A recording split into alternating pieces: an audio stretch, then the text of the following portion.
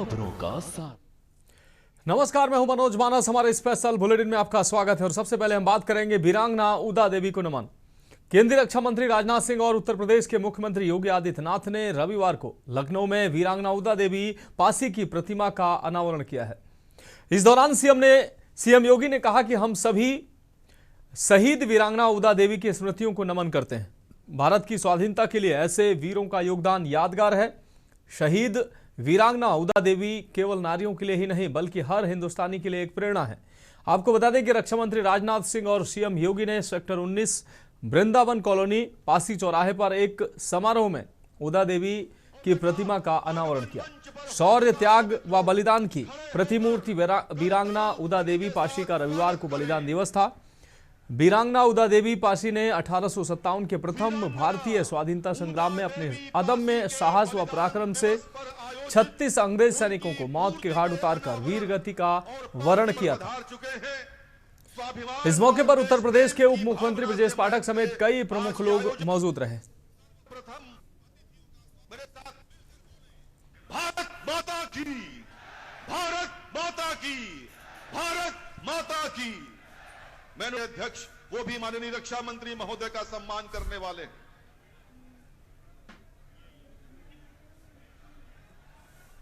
बहु प्रभा प्रधान तथा बेटे प्रति हमारी सरकार ने ऐसे गुमनाम नायकों को भी सामने लाने का कार्य किया है जिनके योगदान में स्वतंत्रता संग्राम को एक नई दिशा देने में बहुत ही अहम भूमिका निभाई है।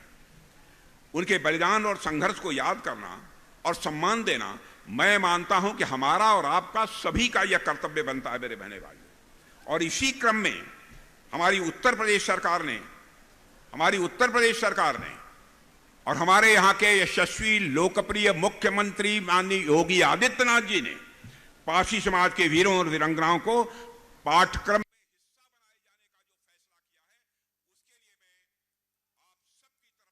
हिस्सा बनाए जाने का जो फैसला किया है उसके लिए मैं आप सबकी तरफ से उनका अभिनंदन करना चाहता हूं, उनको मैं बधाई देता हूं।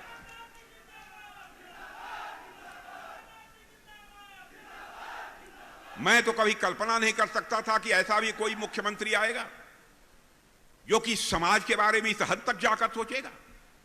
आज डबल इंजन की सरकार इस दिशा में कार्य कर रही है। लखनऊ में हमारी सरकार के द्वारा बाबा साहब डॉक्टर भीमराव अंबेडकर जी का एक स्मारक और सांस्कृतिक केंद्र के निर्माण का कार्य युद्ध स्तर पर चल रहा है, जिसमें अनुसूचित जाति से जुड़े हुए छात्रों को शोध करने के साथ साथ उच्च शिक्षा के लिए हम लोग वहां पर स्कॉलरशिप की व्यवस्था भी करने जा रहे हैं। 62 जनपदों में 109 सर्वोदय विद्यालय की स्थापना का कार्य भी हमारा या तो संपन्न हो चुका है या उन कार्यों को हम लोग मजबूती के साथ आगे बढ़ाए हैं, जहां पे आश्रम पद्धति विद्यालय के माध्यम से छात्र छात्राओं को रहने उनकी सारी व्यवस्था वहां पे सरकार के स्तर पर प्रारंभ की गई है। देवी पासी। और इस खबर पर ज्यादा जानकारी के लिए हमारे संवाददाता मनीष तिवारी हमारे साथ जुड़ गए हैं। मनीष, उदा देवी की स्मृतियों पर आज जो है चर्चा की गई। देश के रक्षा मंत्री राजनाथ सिंह और मुख्यमंत्री योगी आदित्यनाथ ने उनकी प्रतिमा का अनावरण किया और उनके स्मृतियों को याद किया। क्या कुछ कार्यक्रम इस दौरान आयोजित हुए और क्या कुछ अहम जानकारी? जी बिल्कुल, जिस प्रकार से देखा जाए राजनाथ सिंह का ये 2 दिन का दौरा था। कल शाम को ही वो लखनऊ आ गए थे और जिस प्रकार से उदा देवी के बलिदान दिवस पे ये पूरा कार्यक्रम रखा गया था और जिस प्रकार से चाहे राजनाथ सिंह ने अपने संबोधन में और मुख्यमंत्री के द्वारा भी अपने संबोधन में उदा देवी के बारे में बताया गया कि 36 अंग्रेजों को जो है उनके द्वारा जो है मौत के घाट उतारा गया था और उन्होंने किस प्रकार से जो है अपने देश को आजाद कराने के लिए इस प्रकार जो उनका इतिहास रहा वो उनके द्वारा बताया गया। उन्हीं की याद में जिस प्रकार से मुख्यमंत्री योगी आदित्यनाथ ने साफ तौर से कहा कि जिस प्रकार से उदा देवी के बलिदान को हम याद कर रहे हैं, उसी प्रकार से हम उनके नाम से जो है करीब 62 जो सर्वोदय विद्यालय है उनको लेकर के जो है हमारी तरफ से पूरा प्लान किया गया है। किस तरीके से उनका पूरा प्रोजेक्ट तैयार किया जा रहा है। इसी प्रकार से अगर वहां पर राजनाथ सिंह ने भी मुख्यमंत्री योगी आदित्यनाथ की बहुत ही बढ़ियाई की। उनका साफ तौर से प्रदेश की जनता के लिए एक मैसेज उनके द्वारा दिया गया कि इससे अच्छा मुख्यमंत्री आपको कोई नहीं मिलेगा। इस प्रकार से राजनाथ सिंह के द्वारा जो है मुख्यमंत्री को लेकर भी जो संबोधन मिला, तो कह सकते हैं जिस प्रकार से आज का ये प्रोग्राम था, राजनाथ सिंह मौके पर मौजूद थे, साथ ही साथ उत्तर प्रदेश के मुख्यमंत्री ने भी पूरे अपने भाषण में हर एक पहलू को और जिस प्रकार की जो योजनाएं तैयार की जा रही हैं तो उन योजनाओं को जो है जनता तक पहुंचाया। तो कह सकते हैं कि पूरा ये प्रोग्राम काफी भव्य रूप से जो है आज तैयार किया गया था, जिसपे इस प्रोग्राम के चलते जो है कई सारी योजनाओं को जो है उत्तर प्रदेश के मुख्यमंत्री के द्वारा जो है बताई गई हैं। जी हाँ बिल्कुल मनीष, इस तमाम जानकारी के लिए आपका बहुत शुक्रिया। तो लखनऊ में कार्यक्रम वीरांगना उदा देवी को नमन किया गया। रक्षा मंत्री राजनाथ सिंह व सीएम योगी ने प्रतिमा का भी अनावरण किया। वीरांगना उदा देवी की स्मृतियों पर चर्चा हुई। तो लखनऊ में वीरांगना उदा देवी को नमन किया गया। कार्यक्रम के दौरान रक्षा मंत्री मुख्यमंत्री योगी आदित्यनाथ ने उनकी वीरांगना उदा देवी की प्रतिमा का अनावरण किया, उनकी शौर्य गाथा का वखान किया। इस दौरान रक्षा मंत्री राजनाथ सिंह ने मुख्यमंत्री योगी आदित्यनाथ के शासन की प्रशंसा भी की। तो पारसी स्वाभिमान दिवस पर पारसी समाज की वीरांगना उदा देवी के स्मृतियों पर चर्चा की गई। उनकी प्रतिमा का अनावरण देश के रक्षा मंत्री राजनाथ सिंह और मुख्यमंत्री योगी आदित्यनाथ के द्वारा किया गया।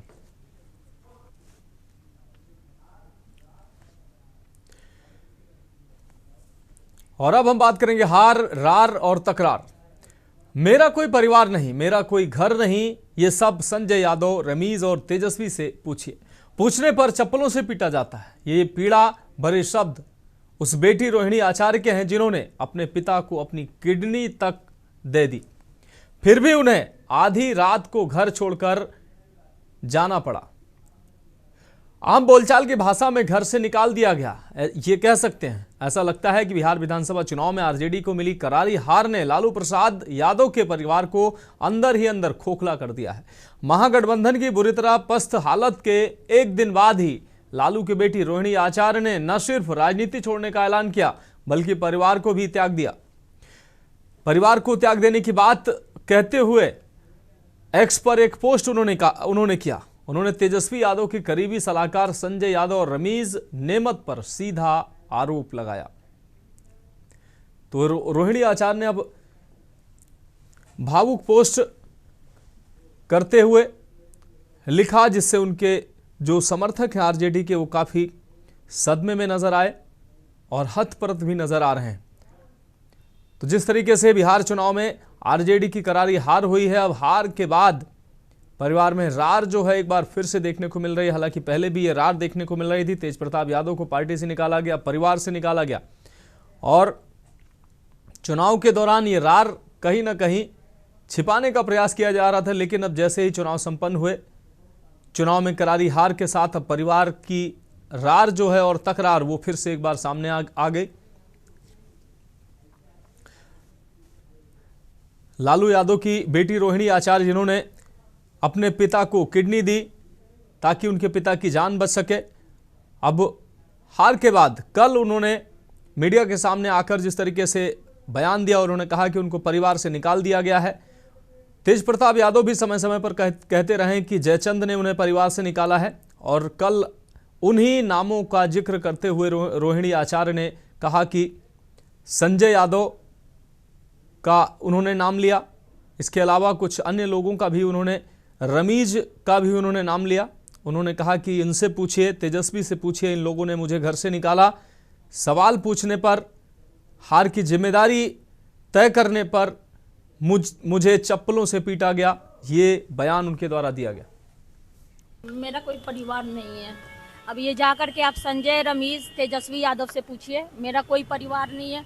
वही लोग निकाला है हमको परिवार से, क्योंकि रिस्पॉन्सिबिलिटी लेना नहीं है उनको।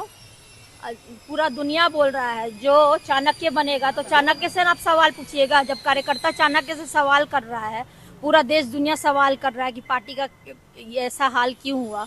अब जब संजय रमीज इन लोग का नाम लीजिए तो आपको घर से निकाल दिया जाएगा, आपको बदनाम किया जाएगा, आपको गाली दिलवाया जाएगा, आपके ऊपर चप्पल उठा करके मारा जाएगा। दीदी तेज प्रताप जी भी दीदी उनके साथ भी गलत हुआ दीदी। रोहिणी आचार्य ने दिया, उन्होंने साफ तौर पर तेजस्वी यादव और उनके सलाहकार संजय यादव पर, रमीज पर निशाना साधा। संजय यादव तेजस्वी यादव के सबसे करीबी माने जाते हैं, रणनीतिकार भी हैं।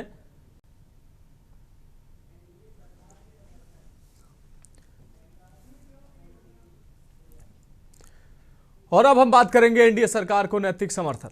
बिहार की राजनीति में तेज प्रताप यादव की नई पार्टी जनशक्ति जनता दल यानी कि जेजेडी ने बड़ी घोषणा की है। जेजेडी की एक बैठक में फैसला लिया गया है कि वे मौजूदा एनडीए सरकार को नैतिक समर्थन देंगे। इस कदम को राजनीतिक रूप से महत्वपूर्ण माना जा रहा है क्योंकि इससे पहले लालू परिवार से उनकी दूरी और ज्यादा स्पष्ट होती है। पार्टी के राष्ट्रीय प्रवक्ता प्रेम यादव ने मीडिया को बताया कि बैठक में तेज प्रताप यादव ने प्रस्ताव भी रखा है कि रोहिणी आचार्य को उनकी पार्टी का राष्ट्रीय संरक्षक बनाया जाए। प्रेम यादव ने कहा, तेज प्रताप जी ने कहा है कि वे जल्द ही रोहिणी दीदी से इस विषय पर बात करेंगे और उनसे हमारी पार्टी के राष्ट्रीय संरक्षक बनने की विनती करेंगे। तेज प्रताप यादव ने पहले ही लालू परिवार के साथ अपने राजनीतिक और पारिवारिक मतभेदों को सार्वजनिक किया। वे अब अपनी अलग राह पर चलने की कोशिश कर रहे हैं और यह नैतिक समर्थन उनकी नई पॉलिटिकल पहचान को मजबूत कर सकता है। उन्होंने आरजेडी को फर्जी पार्टी बताते हुए कहा कि उनकी जनशक्ति जनता दल ही असली लालू यादव की पार्टी है।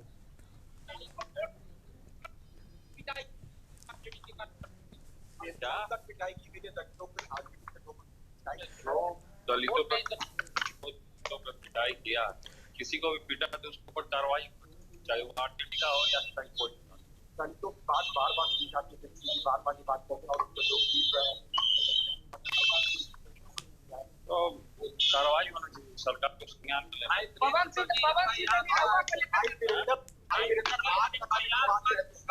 दरोगा को खुलेआम धमकी देते कि बता दे कि माहौल खराब है। ये सब गुंडे मवाली लोग हैं, लोग शुरू से ही बिहार को बर्बाद करने में इन लोग का भूमिका रहा। पवन सिंह ने कहा है खेसारीलाल यादव के लिए कि कब वो बीवी को बहन बना देते हैं, तो की पिटाई हो रही है। तो बिहार में आरजेडी की करारी हार के बाद अब जिस तरीके से लालू परिवार में उथल पुथल मची हुई है, हार के बाद रार और तकरार दोनों जारी हैं। ऐसे में अब एक बड़ा बयान लालू प्रसाद यादव के बड़े बेटे तेज प्रताप यादव ने लिया है। हालांकि उन्होंने अपनी राजनीतिक राह चुनाव से पहले ही अलग कर ली थी। उन्होंने अपनी नई पार्टी का गठन किया और उस पार्टी के साथ वो चुनाव में उतरे। हालांकि उनको कामयाबी नहीं मिली, लेकिन अब उन्होंने एनडीए सरकार को नैतिक समर्थन अपनी पार्टी की ओर से देने की बात कही है और ये कहीं ना कहीं ये बड़ा मैसेज है। साथ ही उन्होंने रोहिणी आचार्य को पार्टी का संरक्षक बनाने की भी बात कही।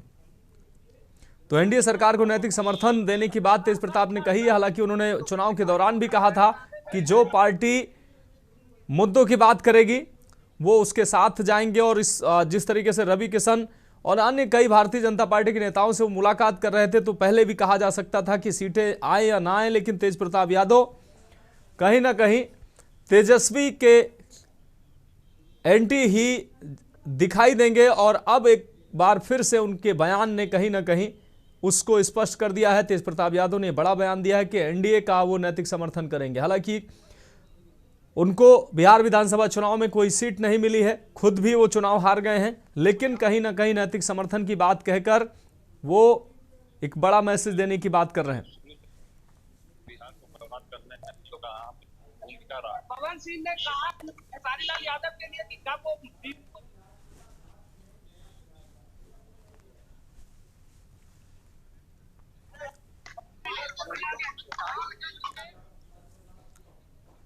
और अब हम बात करेंगे लाल किला ब्लास्ट में नया खुलासा। लाल किला बम धमाके आरोपी डॉक्टर मोहम्मद उमर नबी के मन में धमाके से 24 घंटे तक क्या क्या चल रहा था, इसका सुरक्षा एजेंसियां पता लगा रही हैं। मगर ये साफ है कि 9 नवंबर की रात 11:30 बजे से अगले दिन यानी 10 नवंबर को लाल किले के सामने बम धमाका करने तक वो लगातार घूमता रहा, वो कहीं भी नहीं रुका। जांच एजेंसियां ये जांच कर रही हैं कि वो बम धमाका करने की जगह ढूंढ रहा था या फिर कोई वीआईपी व्यक्ति ऐतिहासिक इमारत या भीड़ भाड़ वाले बाजार उसके निशाने पर थे। यह प्रधानमंत्री आवास के पास भी गया था, कर्तव्य पथ पर भी गया था, यानी वह पूरी दिल्ली में घूमता रहा। और अब यह पता लगाने की एजेंसियां प्रयास कर रही हैं कि आखिर जो ये आरोपी है वो उसका उद्देश्य क्या था, तमाम जगहों पर घूमने का उसका उद्देश्य क्या था, क्या वो ऐसी जगह तलाशना चाह रहा था जहां ज्यादा से ज्यादा नुकसान हो। तो लाल किला ब्लास्ट में ये नया खुलासा अब सामने आया है। लाल किले से पहले पीएम आवास के पास तक गया था डॉक्टर उमर। सामने आए 3 रूट, 2 साथी अब भी फरार बताए जा रहे हैं।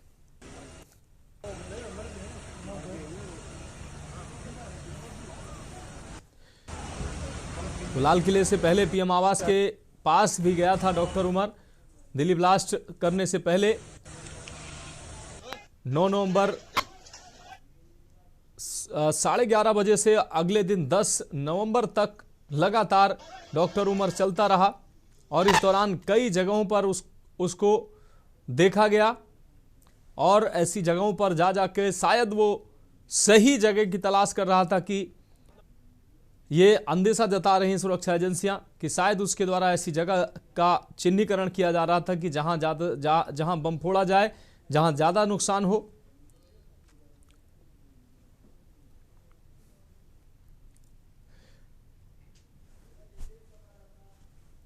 विशेष संवाददाता अखिलेश जी इस खबर पर ज्यादा जानकारी के लिए हमारे साथ जुड़ गए हैं। अखिलेश जी, लाल किला ब्लास्ट में अब नया खुलासा सामने आया है। मुख्य आरोपी जो डॉक्टर उमर था, ब्लास्ट से पहले लगभग 8 से 10 या 12 घंटे लगातार वो चलता रहा। इस दौरान लाल किला ब्लास्ट से पहले वो प्रधानमंत्री आवास के बाहर तक गया, तमाम ऐसी जगहों पर गया और उसके जाने का अब सुरक्षा एजेंसियां अब ये पता, तो शायद अखिलेश जी से हमारा संपर्क टूट चुका है, तो सुरक्षा एजेंसियां पता लगाने का प्रयास कर रही हैं कि आखिर इसका प्लान क्या था, क्या इसके दिमाग में चल रहा था ब्लास्ट से पहले और इन जगहों पर जाने का इसका उद्देश्य क्या था। क्या वो चिन्हित कर रहा था इन जगहों को कि कहां पर ब्लास्ट किया जाए ताकि नुकसान ज्यादा हो।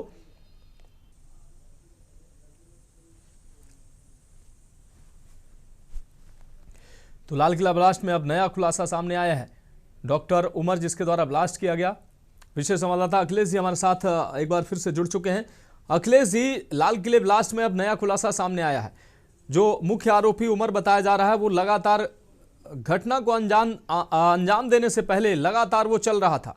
इस ब्लास्ट से पहले वो प्रधानमंत्री आवास के बाहर तक गया है। इसके अलावा कई अन्य जगहों पर उसको देखा गया। अब सुरक्षा एजेंसियां पता लगाने का प्रयास कर रही हैं कि आखिर इसके दिमाग में क्या चल रहा था, इसका प्लान क्या था, क्या कुछ अहम जानकारी। देखिए, दिल्ली लाल किले कारागृह धमाके के मामले में सुरक्षा एजेंसियां और खुफिया एजेंसियां लगातार इस मामले में जांच कर रही हैं और जांच में जो अब इनपुट के आधार पर चीजें निकल के आ रही हैं उसमें खुफिया एजेंसियों और जांच एजेंसियों की तरफ से कहा जा रहा है कि जो डॉक्टर उमर था वो जिस मंशा के तहत धमाका करना चाहता था और जो अंजाम देना चाहता था उसको लेकर लगातार वो 24 घंटे तक दिल्ली में सक्रिय रहा और लगातार वो एक जगह से दूसरे स्थान पर जाता रहा। भीड़ भाड़ इलाके से लेके वीआईपी इलाका हो, चाहे प्रधानमंत्री का आवास हो, तमाम ऐसे इलाके हैं जहां जहां वो गया। लेकिन आखिर में उसने जो धमाका किया और जहां पर गया वो लाल किले के मेट्रो स्टेशन गेट नंबर 1 रहा। फिलहाल उसकी मंशा क्या थी तो जांच का विषय है और खुफिया एजेंसियां और जांच एजेंसी जो लगे वो आगे बताएंगी। मनोज। बिल्कुल अखिलेश जी, इस तमाम जानकारी के लिए आपका बहुत बहुत शुक्रिया। तो लाल किले से पहले पीएम आवास के पास तक गया था डॉक्टर उमर। अब सामने 3 रूट आए हैं, 2 साथी अब भी फरार बताए जा रहे हैं।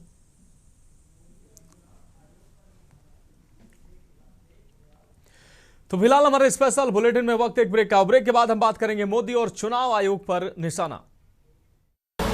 की न्यूज, खबरों का सारथी। ब्रेक के बाद हमारे स्पेशल बुलेटिन में एक बार फिर से आपका स्वागत है। हम बात करें मोदी और चुनाव आयोग पर निशाना। राज्यसभा सांसद आप नेता संजय सिंह ने रोजगार दो, सामाजिक न्याय दो यात्रा को लेकर सुल्तानपुर जिला मुख्यालय पहुंचकर केंद्र की नरेंद्र मोदी के नेतृत्व वाली भाजपा सरकार और चुनाव आयोग पर बड़ा हमला किया। उन्होंने दावा किया कि बिहार की तर्ज पर अब यूपी में तकरीबन 2 करोड़ वोट की चोरी होगी। आप सांसद ने बिहार चुनाव परिणामों पर भी सवाल उठाए। उन्होंने कहा कि बिहार में भाजपा और एनडीए की नहीं बल्कि चुनाव आयोग की जीत हुई है। उन्होंने आरोप लगाया कि बिहार में 80 लाख वोट चोरी हुए हैं, जिसमें 14 लाख डुप्लीकेट और लगभग 1 लाख वोट का कोई नाम पता नहीं था। बिहार विधानसभा चुनाव परिणामों पर सवाल उठाते हुए उन्होंने कहा कि यह भाजपा या एनडीए नहीं, चुनाव आयोग की जीत है। इसके लिए उन्होंने मुख्य निर्वाचन आयुक्त ज्ञानेश कुमार को बधाई भी दी।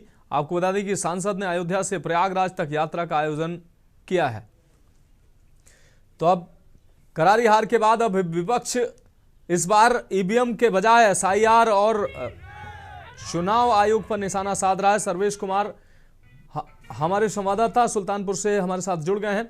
सर्वेश, आप नेता राज्यसभा सांसद संजय सिंह ने चुनाव आयोग और भारतीय जनता पार्टी पर निशाना साधा। बिहार हार के बाद ये तंज उनका साफ तौर पर सामने आया। इस दौरान उन्होंने एक यात्रा भी निकाली है जिसमें बड़ी संख्या में आम आदमी पार्टी के कार्यकर्ता शामिल हुए। क्या कुछ अहम जानकारी? जी हाँ, बिल्कुल। इसमें ये 12 नवंबर से 24 नवंबर तक एक यात्रा निकाले हैं और उस यात्रा के तहत ये सरयू से संगम तक इनकी यात्रा होगी, जिसके लिए ये सुल्तानपुर में कल और आज दोनों दिन इनकी यात्रा स्थगित हुई थी, जो कि कार्यकर्ताओं के द्वारा इनका स्वागत समारोह किया गया और स्वागत भी हुआ इनका। आज रविवार के दिन जिला मुख्यालय पर इनकी यात्रा पहुंची, जिसमें इन्होंने ये बिहार चुनाव को लेकर के मीडिया से बातचीत के दौरान ये कहा कि हमने पहले ही इस चीज को बता दिया था कि वहां इस तरीके का होगा जी मामला। ठीक है सर्वेश, बहुत शुक्रिया हमारे साथ जुड़ने के लिए। तो बिहार में एनडीए नहीं चुनाव आयोग की जीत हुई है, ये आरोप ये तंज संजय सिंह के द्वारा लगाए गए। उन्होंने कहा कि बिहार में एनडीए की जीत नहीं चुनाव आयोग की जीत हुई है।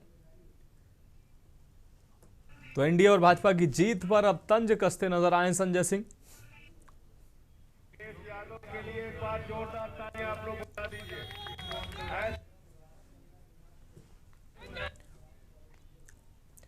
और अब हम बात करेंगे पेराई सत्र का शुभारंभ, गन्ना किसान खुश। जनपद फर्रुखाबाद के कायमगंज स्थित द किसान सहकारी चीनी मिल्स लिमिटेड में रविवार को 91वें नवीन पेराई सत्र 2025-26 का विधिवत शुभारंभ किया गया है।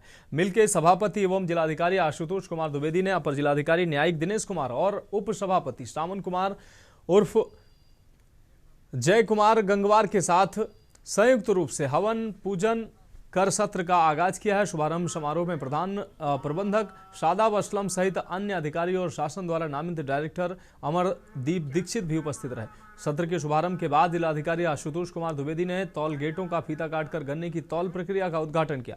इस अवसर पर गन्ना लेकर आने वाली प्रथम बैलगाड़ी और प्रथम ट्रैक्टर ट्रॉली के सट्टा धारक किसानों को मुख्य अतिथि द्वारा विशेष रूप से सम्मानित किया गया। जिलाधिकारी ने किसानों का माल्यार्पण और तिलक कर उन्हें अंगवस्त्र, तौलिया और बाल्टी आदि भेंट की। इस उपरांत अतिथियों ने पहली बैलगाड़ी और ट्रैक्टर ट्राली की तौल कराकर कंप्यूटर से निकाली तौल पर्चियों पर हस्ताक्षर किए, जिसके साथ ही मिल में गन्ने की तौल आधिकारिक रूप से शुरू हो गई। अंत में जिलाधिकारी आशुतोष कुमार द्विवेदी द्वारा अपर जिलाधिकारी दिनेश कुमार, उप सभापति श्रावण कुमार, प्रधान प्रबंधक शादाब असलम और मुख्य लेखाकार मेवालाल पासी सहित सभी अतिथियों ने संयुक्त रूप से चैन में गन्ना डालकर और बटन दबाकर मिल के नवीन पेराई सत्र का सफलतापूर्वक शुभारंभ किया।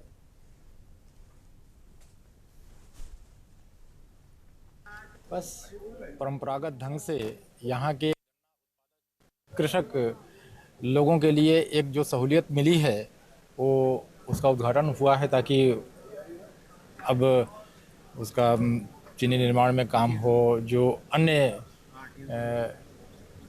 चीज़ें होती हैं उससे रिलेटेड वो सब शुरू हो जाएं। किसानों को क्या संदेश देना चाह रहे हैं? किसानों को तो देखिए, माननीय प्रधानमंत्री जी, माननीय मुख्यमंत्री जी के स्पष्ट संदेश हैं कि जितनी भी क्षमता हो सकती है पूरी क्षमता का उपयोग करें।